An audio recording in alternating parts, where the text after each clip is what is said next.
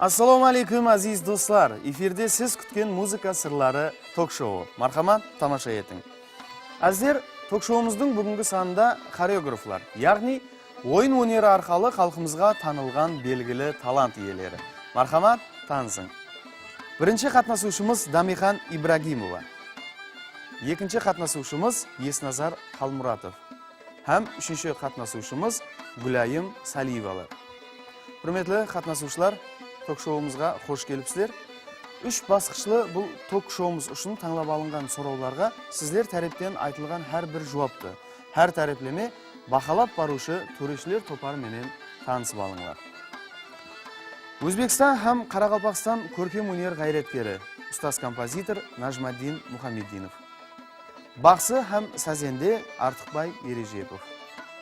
Нүкс мәдениет һәм көркем өнер колледжінің музыка теориясы кафедрасының басылығы Гүлмариям Камалова. Соның менен әзілер мархамат танысың жас жырау Саламат Аяповлар. Әзиз достар, біз ток-шоуымыздың бүгінгі санына ойын өнерінің белгілі қанигелері қатнасып тұрғанлығын есапқа алып, ток-шоуымыздың бірінші һәм үшінші шартлары үшін хореографияға байланыслы болған сұраулардан таңлап алғанбыз. Солай екен, бізден сұрау, сізден жауап деп аталған бірінші шартымызды басылаймыз.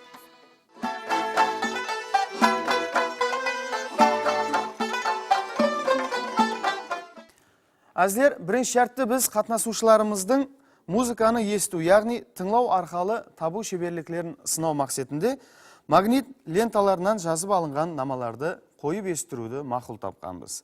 Егер қатнасушыларымыз дайыр болса, мархамат, намаларды тыңлаймыз.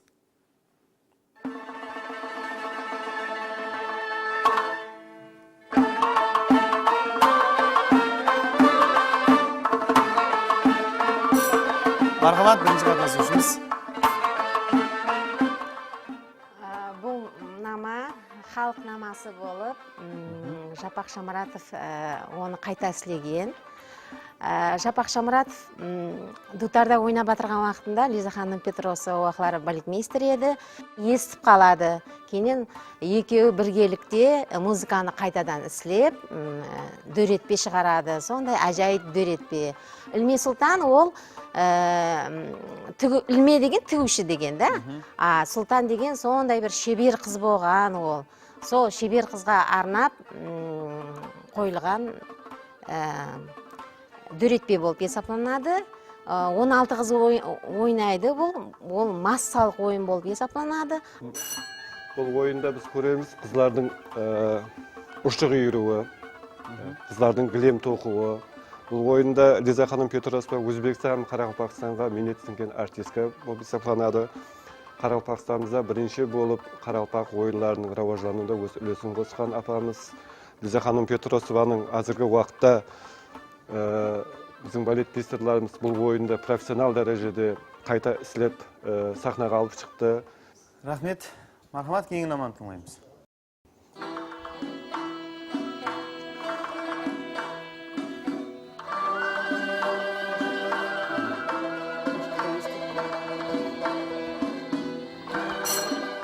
Бұл 85-86 жылдары дөретілген ойын болады. Өзбекстан һәм Қарақалпақстан халық артисті, Бердақ атындағы сыйлықтың лауреаты, біздің үлкен ұлы ұстазымыз Полат аға Мадриев қойған. Бұл бірінші постановкада мен өзім де қатнасып едім. Бұл постановка екі неден ібарат, бөлімнен ібарат, біреуі жай темпте, екіншісі тез темп болып, сол тез темппенен тамамланады ең кейінде.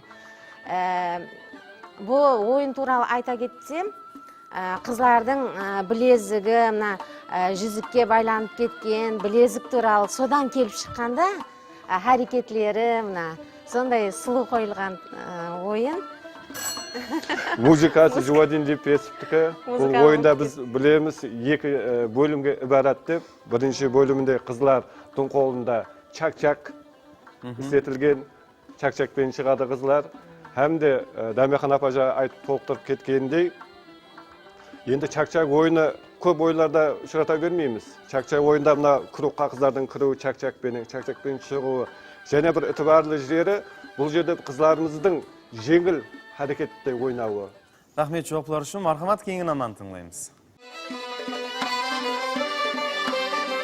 Мархамат, үшінші қатынасушымыз. Бұл музыка, Жылуа музыкасы, намасын жазған Нажамадин Мұхаммадинов, ойынын сахналастырған Полат Мадримов 1971 жылы сахналастырған. Бұл ойында қызлардың шаққалығы, шоқлығы, гозалығы, Қаралпақ милли ойынларымыздың бірі болып есептелінеді. Бұда қызларымыз өздерінің миллилігін, гозалығын, тақыншақларын hammen көрсетіп, тамаша көйлерімізге жеткеріп біле алған. Нажмадин Мұхаммадинов Айқлаш ансамблімен біргелікте көп ойларға музыкаларды жазған, аңғалақ ойыны, орамал ойыны, һәм тағы басқалар деп ойлаймын. Рахмет жауаплар үшін. Мархамат, кейінгі наманы тыңлаймыз.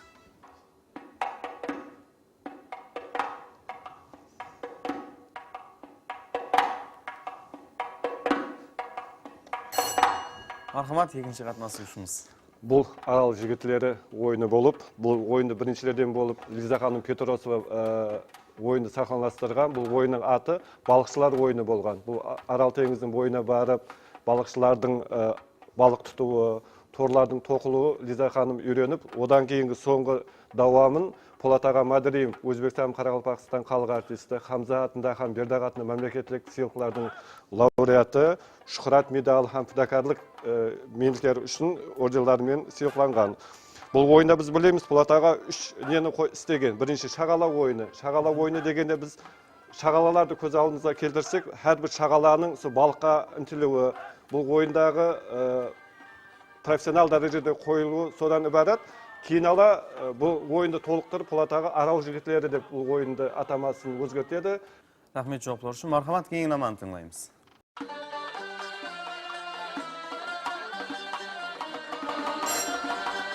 Мархамат, үшінші қатынасушымыз. Бұл алты қыз ойыны, Қаралпақтың бұны сахналастырған Полат Мадримов, намасын жазған. Намасы Бердақ шайырдың сөзінен алынған.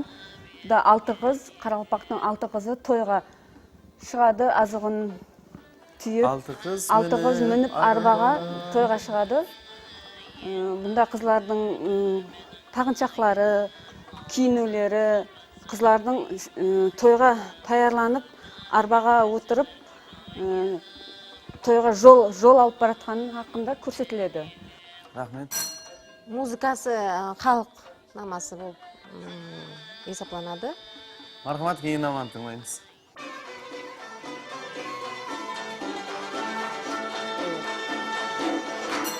Мархамат, бірінші қатынасушымыз.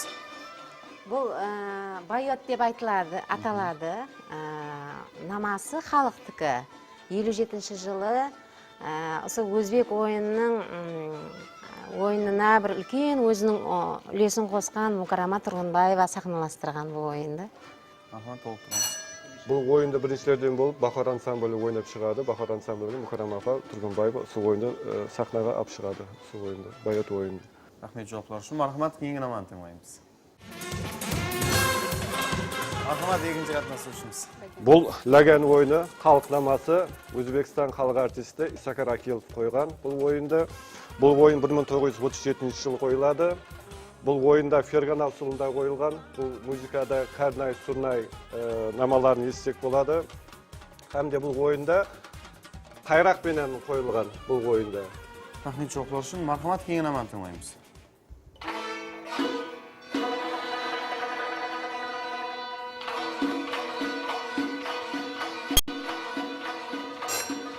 Мархамат, үшінші қатынасушы.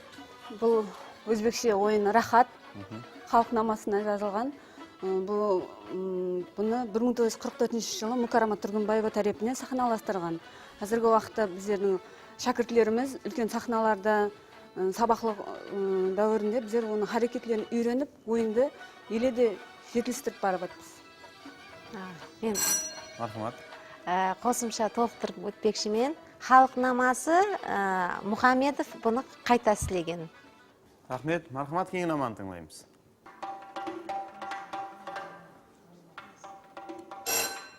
Мархамат, үшінші қатынасушы.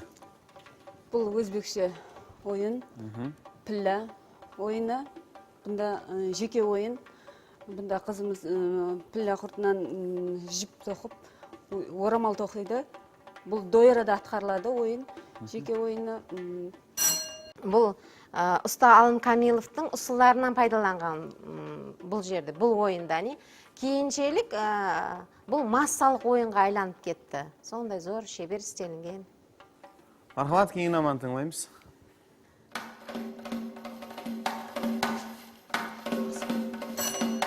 Мархамат, екінші қатынасушымыз. Бұл ойын шабандозлар ойыны болып, бұл ойынды Пулатаға Мадариев сахналастырған 1965 жылы. Біздің халқымыз біледі, әзелден шабандозлыққа, бұл ойында Қарақалпақ ер жігітлерінің атқа мініп шабандозлық етуі, бұл ойында бір көрерміз, әрбір жігіттің өзіне солалары бар, қамшыда секіруі, сол ойын арқалы біз халқымыздың шабандозлықтың мәртілігі ақында білсеген болады. Рахмет, жауаплар үшін. Жауаплар төрешілеріміз тәрепінен қандай бағасын алды екен. Бұны әзір біліп аламыз. Бірінші шарт бойынша ұстаз композитор Нажмаддин Мұхаммединов таныстырады. Мархамат.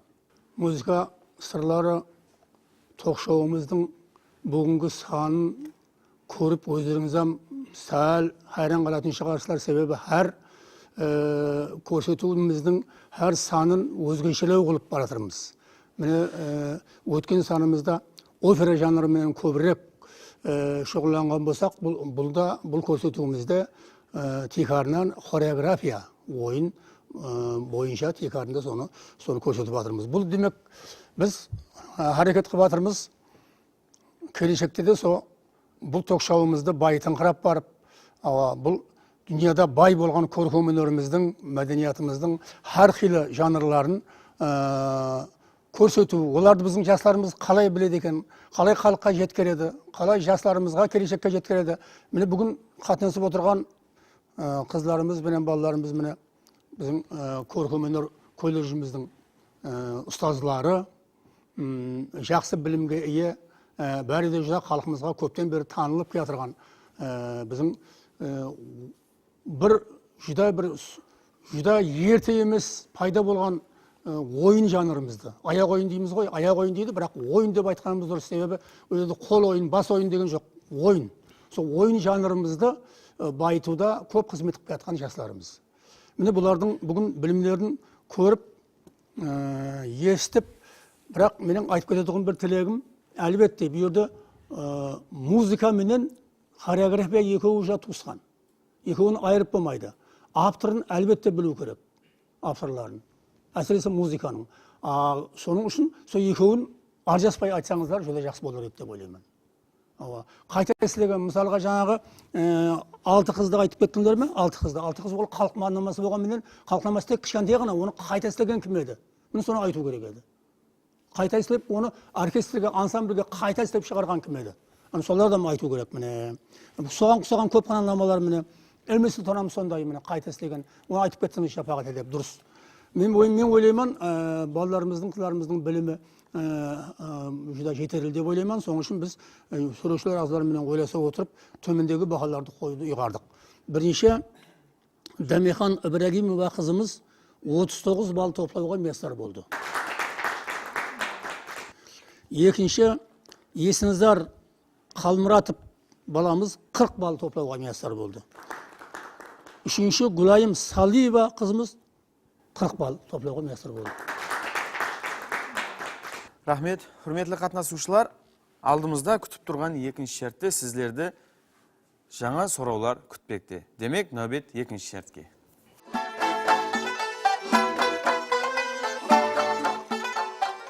Әзір, сіз өздеріңіз көріп тұрғаныңыздай, бүгін сәзенде бақсыларымыздың орнын жас жырау Саламат Аяпов иелеген. Бұл дегеніміз сіздер дутарда шертілген милли сазнамаларым саққында емес, ал қобызда шертілген толығаулар менен дасталлардан шертілген үзінділерді тыңлап, олар хақында жауап беруіңіз тиіс. Мархамат.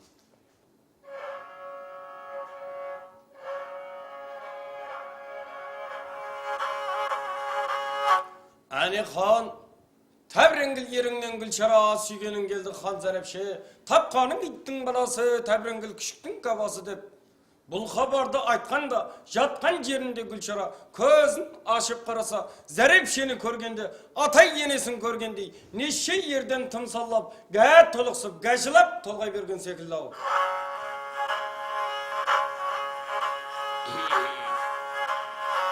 Assalamualaikum. Aman yesin keldim be. Kurgan başımın megasayı. Gitti kuldan aşığısı yarımın tapkın balasayı.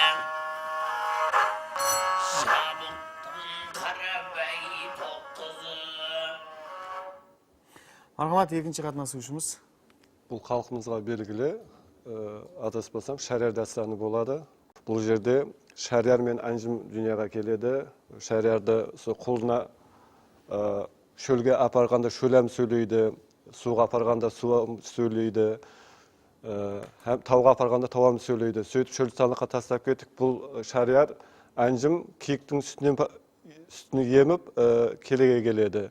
Hem de bu жерде қақанмалықты білеміз, шәрияр dastanında өз ағасын тас болып қалған ағасын әнжім барып құтқарады бұл дастанда. Қарақалпақ халқы 100 томлық фольклорымызға иеміз.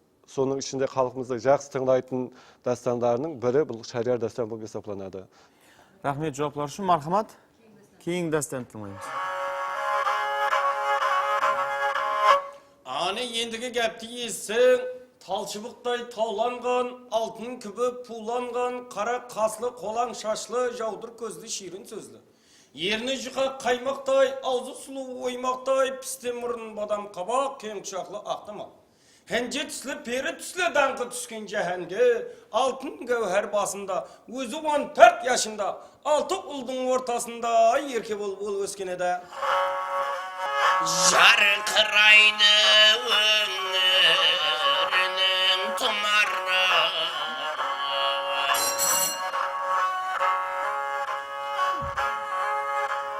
тарқағанда ер жігіттің құмары.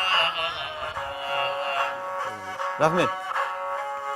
Мархамат, бірінші қатынасушымыз. Бұл Қарақалпақ халық дастаны, 40 қыз дастаны болып есептелінеді. 6 қыздың ішінде бір қыз сымбатлы, сондай гөзал, оның тарифлейді, сондай ақыллы болады. Ол өзінің елі үшін, өзінің шаңарағы үшін сондай 6 ұлдан озып кетіп, 40 қызды қасына жинап, сондай қаһармандықтар көрсетеді. Мен бұл дастанды бірнеше мәртебе оқып шыққанмын.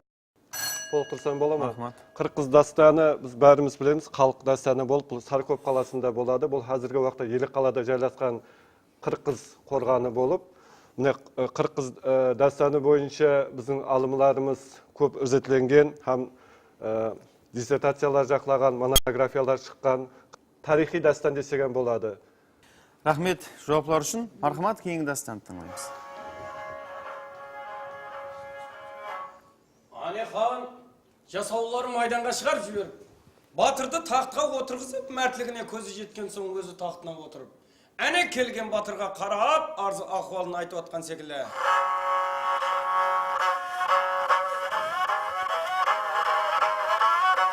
Bendelikte aklım oldu benim lal kapakta tarqatqanman dünyam Allah'ım.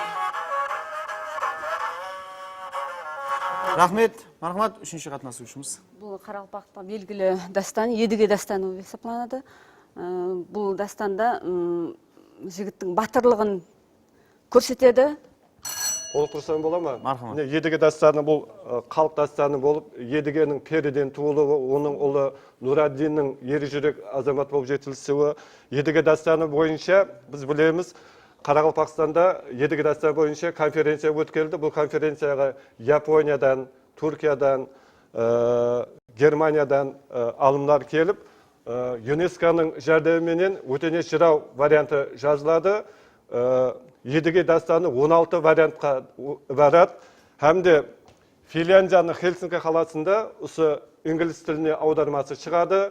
Бәріміз белгілі неміс алымы Карл Рейхл Жұмабай жыраудан едіге дастанын жазып алады. Хәмде сол едіге дастанын Германия қаласында өткерілген әңгіманда Жұмабай жырау айтады.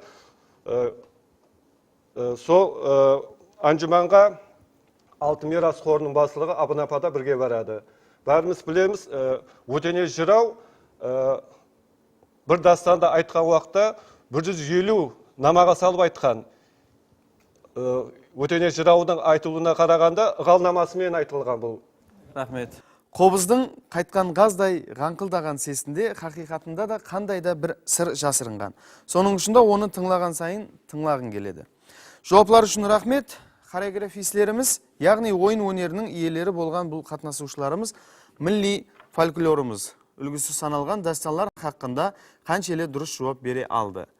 Бұл хақында Бақсы һәм Сәзенде Артықбай Ережепов таныстырады. Мархамат. Бірінші қатынасушымыз Дәмехан Ибрагимова. Халқымыздың белгілі дастаны оған 40 дастан толық мазмұнын ашып бердіңіз. Һәм де бұл жерде жырау намасының атамаларын айтуыңыз керек еді. Сізге төреш ағзаларымен ойласқан алда 10 балл қойылды. Екінші қатынасушымыз шариғат дастан ноғайлы намасына салып айтқанлығын атқарған хақында атап өтуіңіз керек еді. Сол халқымыздың ең жақсы дастанларынан бірі, солардың мазмұнын ашып бердіңіз деп ойлаймын. Ұлыма сізге 27 балл қойылды. Үшінші қатынасушымыз Гүлайым Сәлиева. Халқымыздың ең белгілі батырларын, жастарымызды тәрбиялық ахметке ие едіге дастаны бұл жерде. Бұл дастанда, едіге дастанда батырды хан патша өзі сынау ретінде таққа отырғызып бергенлігін мазмұнын ашып бердіңіз. Әмде бұл наманың атамасын айтпадыңыз та, бұл наманың аты Ұлы Зыбан еді. Сізге 10 балл қойылды. Міне, құрметлі қатынасушылар, екінші шәрттен де өтіп алдық. Ал енді үшінші шәртімізді дауам етеміз.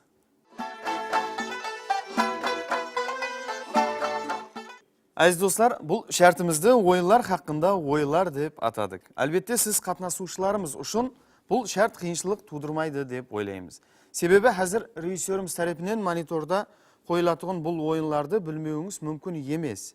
Лекін ең қиыны сіз ол ойынлардың тек атамаларын тауып қана қоймастан, ойынның сахналастыру тарихы хақында да мағлұмат беруіңіз тиіс. Мархамат, егер тайым болсақ, диққатымызды мониторға қаратамыз.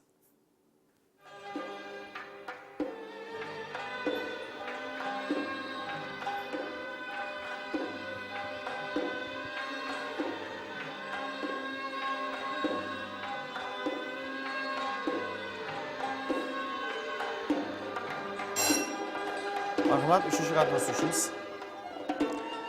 Бұл ойынымыз мұнажат ойыны, халық намасына мұнажат ойыны 1942 жылы Мүкәррама Тұргынбаева тарапынан сахналастырылған.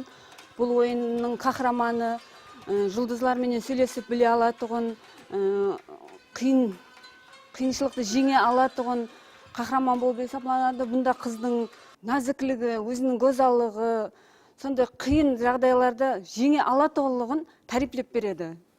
Рахмет, жауаплар үшін.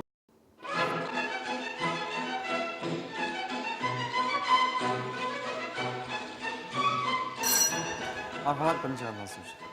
Бұл испан халық ойыны Арагон хота деп айтылады. Испанияға өзінің сапарында рус халық композиторы Михаил Иванович Глинка сондай Испаниядан тәсірленіп кетіп, осы музыканы жазады. Бұл оркестрге арналған музыка болып жазады, үлкен дөретпе болып.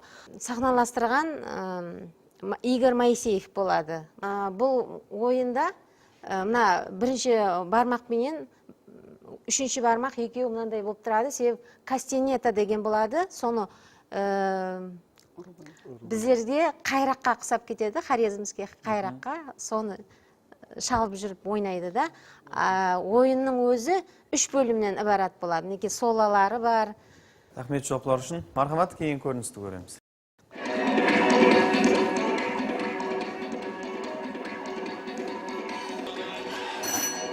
Мархамат, егін жадына сөзіміз. Елдерім барды Елдерім ойын бар. болып есептелінеді. Бұл ойынның музыкасын Зартбай Қалмұратов жазған. Ойынды Өзбекстан, Қарақалпақстан халық артисі Полат аға Мадримов қойылған. Қарекетсіздігіміздің 11 жылдығына бағышталған ойын. Енді бұл жерде әзір театр жәмәтінен, колледж оқушыларынан көріп тұрмыз. Құрлыман ансамблем ойнап жатыр бұл жерде. Асылы бірінші болып бұл ойынды 2002 жыл Полат аға Мадримов сахналастырған. Жауаплар үшін рахмет. Міне әзіз достар, ток-шоуымыздан орын алған 3-ші шартымызде жұмақланды. Бұл шарт бойынша Нөкіс мәдениет һәм көркем өнер колледжінің музыка теориясы кафедрасының басшылығы Гүлмариям Камалова бақылайды. Мархамат. Мен сондай қуаныштаман халқымыздың мирасын, сондай аяқ ойынларын, сондай бір тегіс жеткеріп беріп жатырғаныңызға бір қуанышым бәлент болып жатырды. Енді тек қана кішігірім мағлұмат қосып өтуі мүмкін, бірақ ол қатеге есептелінбейді. Бірінші қатынасушымыз Арагон хотасы хақында пікір жүргізді. Дұрыс айттыңыз. Тек қана Арагон хота деген мәнісін айтып бергеніңізде жақсы болар еді. Арагон бұл Испанияның ауылы. Хота бұл Испан халық аяқ ойыны. Сол себеплі берде Глинка Испанияға барған сапарында жаңа айттыңыз, сол ауылдың сұлулығын көріп, ауылдағы адамлардың жасау шараятынан текарланған жағдайда Арагон хотасы деген увертюрасын дөретеді. Симфониялық оркестр үшін. Бірақ оған Игорь Моисеев аяқ ойын сахналастырған. Сондай-ақ осы темаға венгер композиторы Ференц Листе өзінің венгер рапсодиясын дөреткен. Болғаны басқа қосымша жоқ берді. Соның үшін бұл қызымызға 18 балл қойдық. Екінші қатынасушымыз Есназар Қалмұратов монитордан көріп, айқұлаштан басқа аяқ ойын топарлары бар екенінде атап өттіңіз. Бұл жүда жақсы жауап болды. Жауапта жүда толық болды. Соның үшін берді қосымшада есет айта алмаймын. Ойын барысында әмме нәрсені түгел айтып келдіңіз. Сол үшін сізге 19 балл қойдық. Үшінші қатынасушымыз Гүлайым Сәлиева мұнажат хақында пікір жүргізді.